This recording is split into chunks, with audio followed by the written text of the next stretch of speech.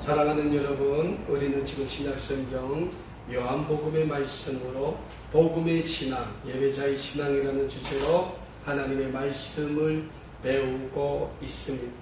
오늘은 우리가 받은 본문 말씀인 요한복음 6장 41절에서 59절의 말씀으로 우리는 무엇을 얻으려고 살고 있습니까? 라는 제목으로 하나님이 주시는 말씀의 은혜를 나누기를 소원합니다. 우리가 요한복음의 말씀을 통하여 늘 배우고 있지만 요한복음의 주제는 예수 그리스도는 온 인류 구원을 위하여 이 세상에 오신 하나님의 아들이심을 증명하는 책이다라고 말씀드릴 수 있습니다. 그렇습니다. 예수 그리스도는 하나님의 아들이십니다. 다시 말씀드리자면 예수 그리스도는 온 인류 구원을 위한 하나님의 구원의 사역을 완성시키기 위하여 높고 높은 하늘의 보좌를 버리시고 인간의 몸을 입으시고 죄악된 이 세상에 오셔서 하나님의 구원의 사역을 십자가에서 완성시키신 인류 구원의 주님이시자 하나님의 영원한 아들이 된다는 영적인 진리를 우리는 늘 잊지 말고자 합니다. 그러한 의미에서 오늘 우리가 받은 본문 말씀인 요한복음 4장 41절에서 59절의 말씀을 함께 살펴보기를 원합니다. 오늘 본문 말씀은 예수님이 가버나움에 있는 유대인의 회당에서 유대인들과 나누신 말씀이다 라고 본문 말씀 59절에서 기록하고 있습니다. 그런데 오늘 말씀의 주제는 두 가지 주제입니다. 첫 번째 주제는 예수님은 하늘로부터 내려온 생명의 떡이다 라는 말씀이에요. 여기서 생명의 떡은 하나님의 말씀, 복음을 뜻하고 있습니다. 그러니까 예수님 자신이 하나님의 아들이신데 그 하나님의 아들이신 예수님이 인류 구원의 주님으로 이 세상에 내려오신 생명의 말씀 그 자체다 라는 영적인 사실이 오늘 본문 말씀에서 우리가 배우게 될 첫 번째 영적인 진리입니다.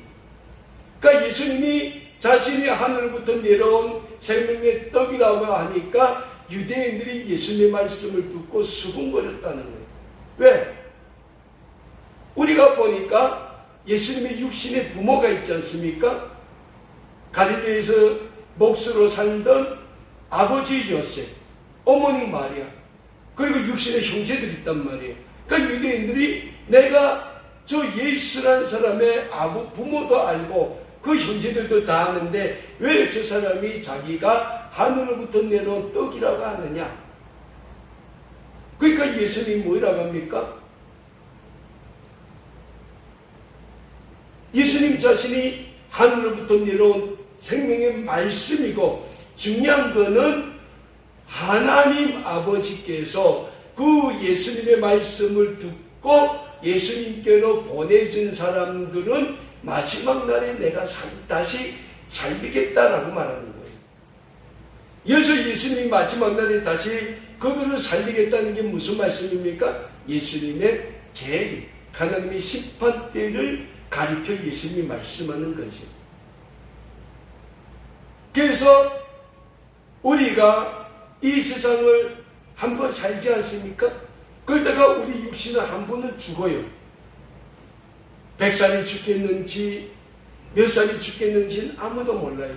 근데 한 번은 죽는단 말이에요. 그래서 우리 인간의 삶을 시편 기자는 뭐라고 표현했습니까? 둘이 피는 꽃이다. 여러분, 둘이 피는 꽃은 바람이 불면 없어져요. 그렇게 보잘것없는 것이 우리 인간의 삶이라는 거예요. 그래서 우리는 죽으면 우리 육신은 어디 갑니까? 흙으로 왔으니 흙으로 가요. 그러면 그 영혼이 하나님 앞에 가서 우리가 이 세상에서 하나님의 구원의 영광을 위하여 예수 그리스도의 그 말씀에 순종하는 삶을 살았다면 우리의 영혼은 하나님 앞에서 어디를 갑니까? 하나님이 계시는 영원한 천국으로 들어간다는 거예요. 그런데 예수님 이 땅에 죽어서 흙으로간 그 육신도 예수님 마지막 날에는 다시 살려주시겠다고 말씀하고 있는 거예요.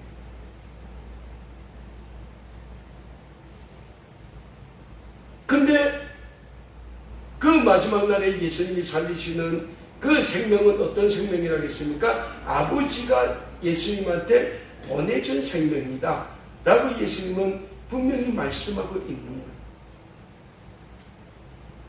그래서 오늘 본 말씀을 통하여 우리가 배우게 될 첫 번째 진리, 예수님은 이 땅에 오신 하나님의 생명의 말씀이다라는 영적인 진리를 우리는 잊지 말아야 합니다.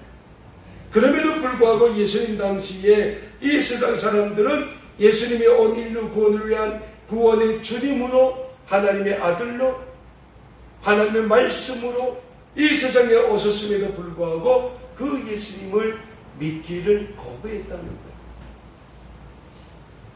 이 세상에서 예수님 당시 가장 가난하고 소외됐던 사람들은 그 예수님이 자신들의 그 가난에서 해방시켜줄 해방자를 여겼다는 거예요. 그리고 그 예수님이 자신들을 억압하고 탄압하고 있던 그 로마의 그 통치로부터 그 사람들을 해방시켜 주실 위대한 구원자, 해방자로만 바라봤다는 거예요. 그 반대로 또 유대인의 종교 지도자들은 예수님을 어떻게 봤습니까? 예수님이 하나님의 아들 구원의 메시아로 이 세상에 온 걸 안 믿었다는 거예요. 왜? 그들은 구약시대 선지자들로부터 내려온 메시아에 대한 그 모습이 있단 말이에요. 다윗의 가문에서 위대하고 웅장하게 정말 천만 그 천군 천사를 거느리고 이 세상에 올 그 메시아로 생각을 했는데 예수님은 어디서 태어났어요? 저 갈릴리 베들레헴 그 지방에, 그것도 말을 키우는 말 구육간에서 태어나지 않습니까? 그러니까 유대인들은 도저히 저 사람은 우리가 구약에서 선지자들로부터 내려온 그 메시아가 아니라는 거예요. 그런데 예수님은 계속 뭐라 말씀하십니까? 나는 생명의 떡이다. 나를 믿지 않고는 아버지께로 갈 사람이 없다.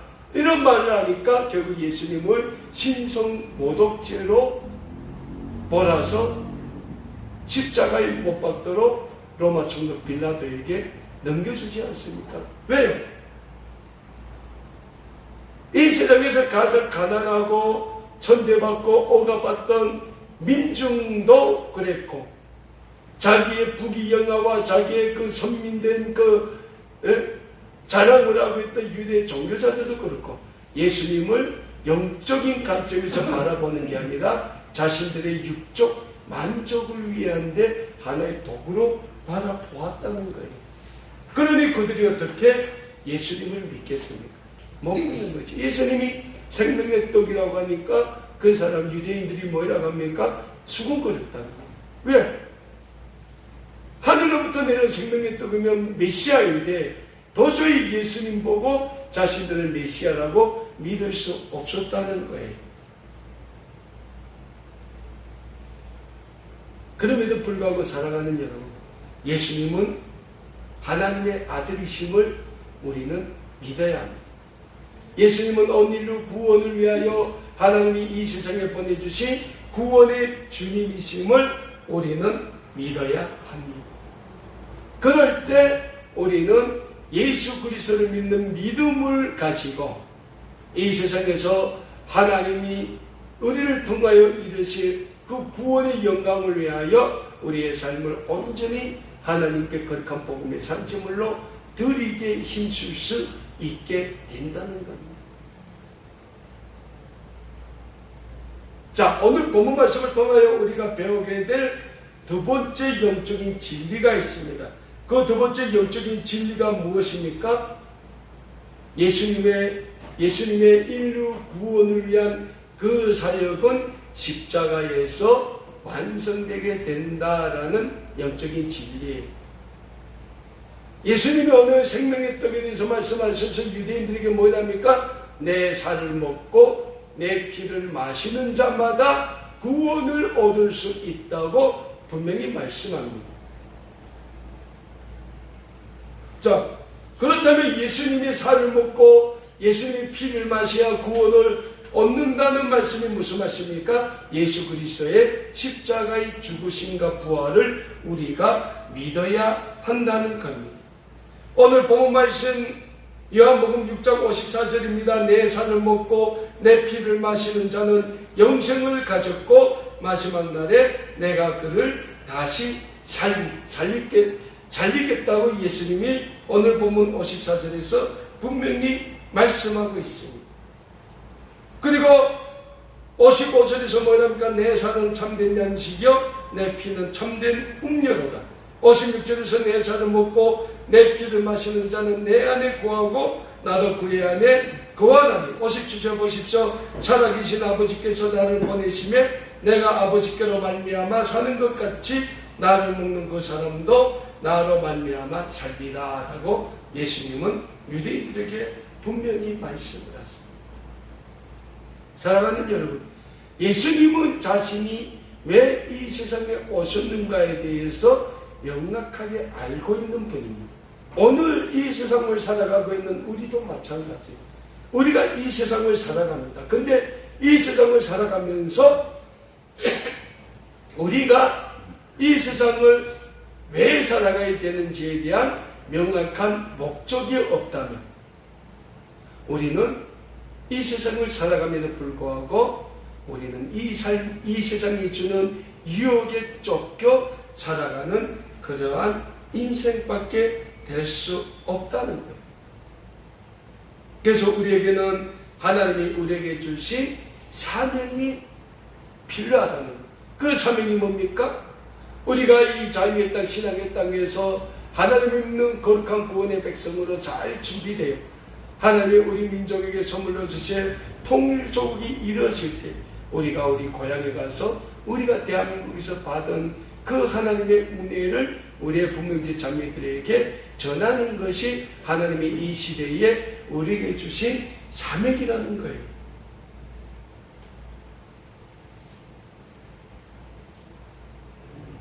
제가 오늘 말씀을 준비하며 어제 제가 책을 한 권 봤습니다. 세계적인 문호인 톨스토이라는 사람이 1885년에 쓴 책 중에 사람은 무엇으로 사는가 라는 책이 있어요. 제가 북한에서 대학 다닐 때 인민대학교당 가서 이 책을 본 기억이 있어서 제가 어제 다시 봤습니다. 책의 내용은 이래요. 러시아의 작은 마을에 시몬이라는 한 사람이 구두방을 운영하며 아내와 아이들과 함께 살아가고 있었어요. 근데 뭐 구두방 운영한다고 그 삶이 넉넉한 삶입니까? 계속 가난에 쫓기는 거예요. 그럼에도 불구하고 시몬은 가난하지만 그럭저럭 착하게 살아가고 있습니다. 허나 자신의 노릇과 달리 세상살이는 팍팍하게 돌아갔고 매출용 톨웨트를 돌려있던 부부는 빌린 돈과 외상값을 받아 아내의 톨웨트를 맞추려고 계획을 합니다. 그래서 이 시몬은 자기 구두방에서 구두를 수리해 갔던 에어들을 찾아다니면서 그 구두를 수리해준 그 돈을 받으려 갔는데 사람들이 돈을 안 주는 거예요. 이래저래 핑계내면서 돈을 안 주는 거예요. 그러니까 이 시몬은 자신의 아내에게 번듯한 톨웨트 하나를 해주고자 했지만은 안 되는 거예요.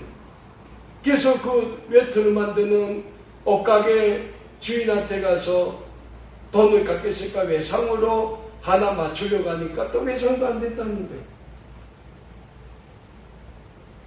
그래서 이 시몬이 너무 기분이 나빠서 하루는 혼자서 술을 먹고 집으로 가는 길에 교회 근처에 알몸으로 누워진 한 남자를 발견하게 됩니다. 그래서 시몬은 처음에는 그 남자를 그냥 못 본 척 지나치려고 했는데 자꾸 그 남자 쪽으로 고개가 돌아가는 거예요. 그래서 결국 시몬은 그 남자를 데리고 자신의 집으로 옵니다. 그랬더니 시몬의 아내가 또 펄펄 기는 거예요. 우리 집에 먹을 것도 제대로 없는데 길바닥에 그 알몸으로 누워있는 노숙자를 왜 당신이 데려왔냐고. 근데 그런 아내에게 시몬이 술 취한 김에 이 말 한마디 합니다. 당신의 마음속에는 하나님도 없소? 당신의 마음속에는 하나님도 없소?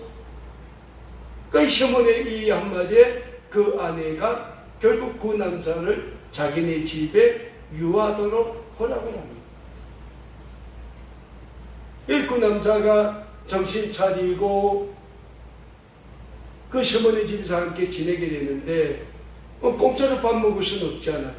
그래서 시몬으로부터 구두를 수리하는 방법을 배워요. 그런데 꼴짜합니다. 그래서 시몬과 함께 구두방에서 구두 수리하고 구두를 만들어주고 그런 일을 시몬을 도와서 이 남자가 하게 됩니다. 그런데 하루는 그 시몬의 구두방에 돈 많은 부자가 찾아와요. 황금마차를 타고 살은 비대해가지고 거만한 모습으로 시몬을 찾아옵니다. 그리고 시몬에게 이 세상에서 가장 좋은 가죽으로 가장 좋은 가죽 장화를 만들라고 호령을 해요. 그 장화를 못 만들면 이 시몬을 재판에 넘길 거다 협박까지 합니다. 그런 그 부자의 모습을 시몬 옆에서 이렇게 지켜보던 이 남자가 혼자서 빙긋이 웃어요. 왜 웃었겠습니까? 그 거만한 부자의 뒤에 함께 있는 죽음의 천사를 본 거예요. 근데 이 부자는 그렇게 시몬한테 언제까지 구두 장화를 만들라고 돌아가다가 어떻게 됐을까요? 마차에서 죽어요.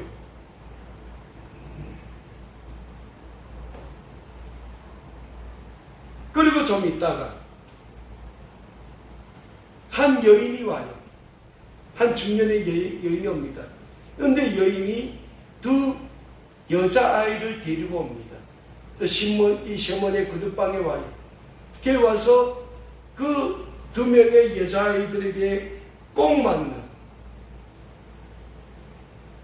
이쁜 구두를 지어달라고 부탁을 합니다.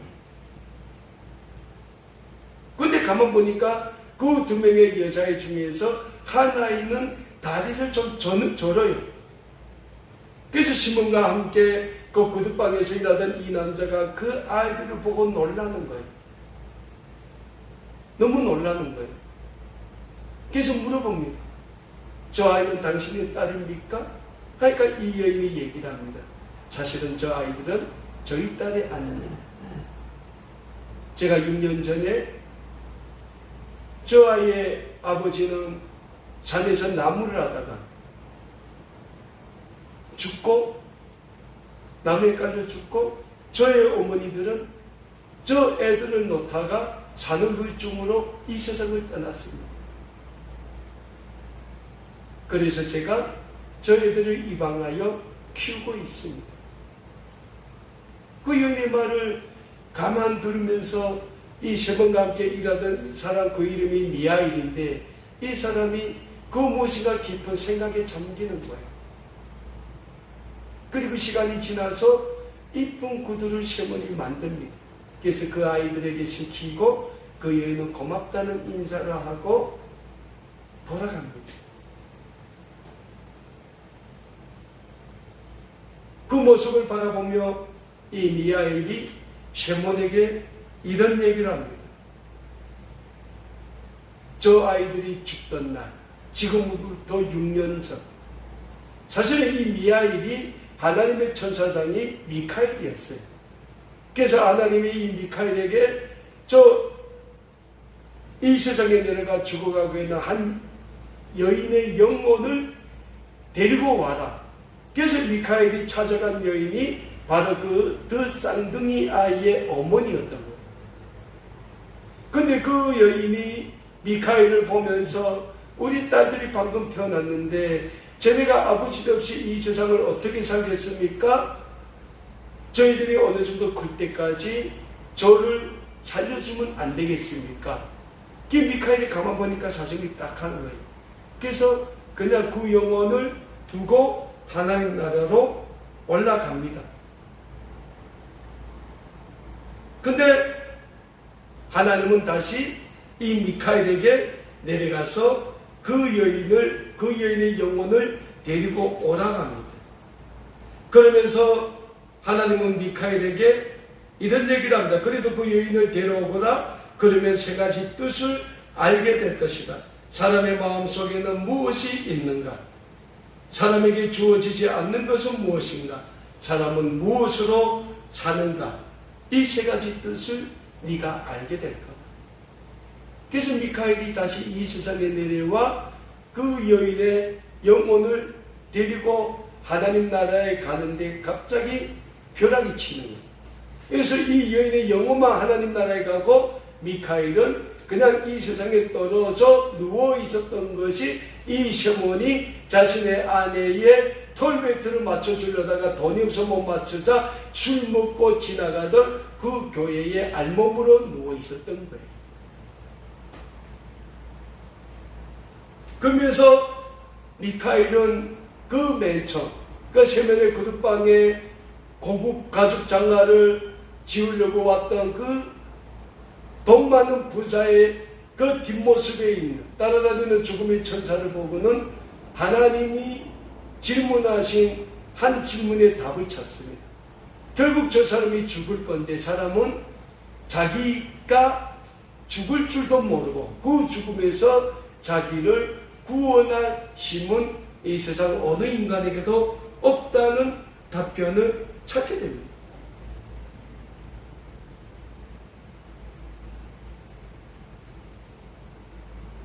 중요한 것은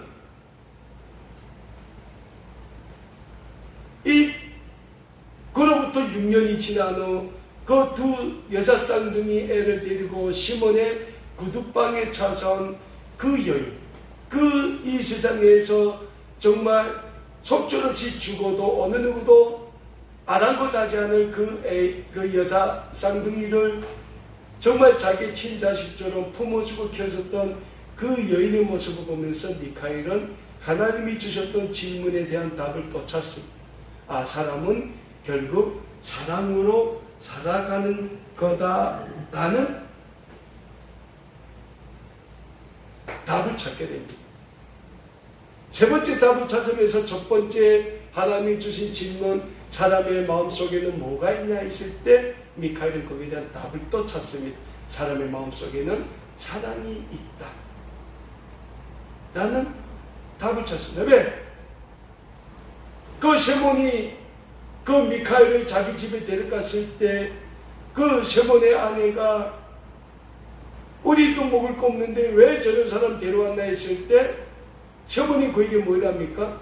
당신 마음속엔 하나님도 없어 라는 말에 그 셔몬의 아내가 힘들지만은 그 미아이를 받아주지 않습니까? 그러니까 결국 뭡니까? 사람의 마음속에는 사랑이 있어야 된다라는 답을 찾았다. 사랑하는 여러분, 예수님이 이 세상에 오셨습니다. 하나님의 아들임에도 불구하고 우리와 같은 인간의 모습을 잃고 죄악된 이 세상에 오셨습니다. 예수님이 왜 오셨겠어요? 우리 죄악된 인류를 향한 하나님의 구원의 사랑을 증거하고 완성시키기 위하여 예수님은 이 세상에 오셨다는 거예요. 그리고 이 세상에 오셔서 예수님은 하나님의 인류 구원의 사랑을 십자가에서 죽으심으로 완성시키셨어요. 그래서 우리는 그 예수 그리스도의 십자가의 그 구원의 사랑을 우리가 믿고 그 예수님이 우리에게 보여주셨던 그 십자가의 사랑을 우리는 이 세상에서 우리가 살아가면서 실천해야 될 사명이 있다는 거예요.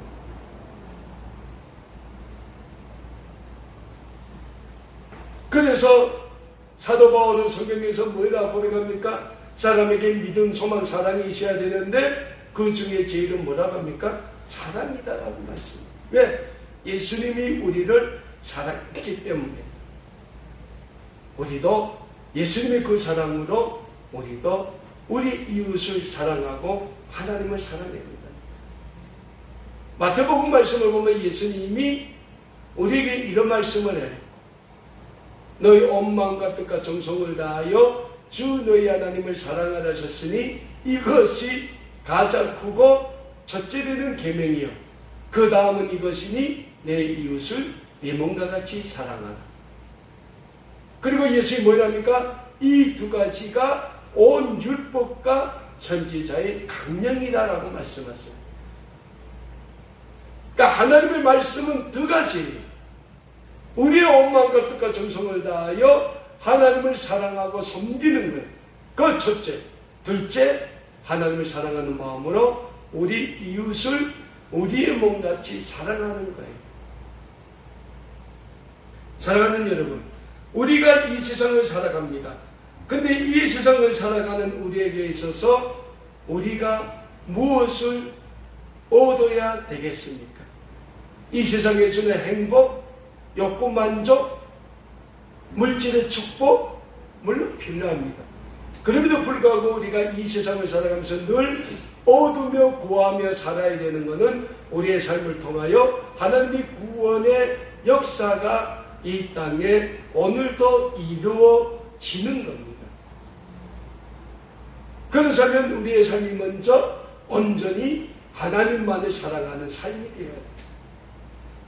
그리고 우리의 이웃을 우리의 몸같이 사랑하는 삶이 되어야 됩니다. 그럴 때 하나님은 오늘도 우리를 통하여 하나님의 위대한 구원의 역사를 이루어 가시게 될 것이니 우리의 모든 삶을 온전히 하나님의 구원의 영광을 위하여 드리게 힘쓰시는 우리 아름다운 꿈에게 모든 믿음의 가족 여러분들 다 되실 수 있기를 우리 주 예수 그리스도의 이름으로 간절히 축원합니다. 기도하겠습니다.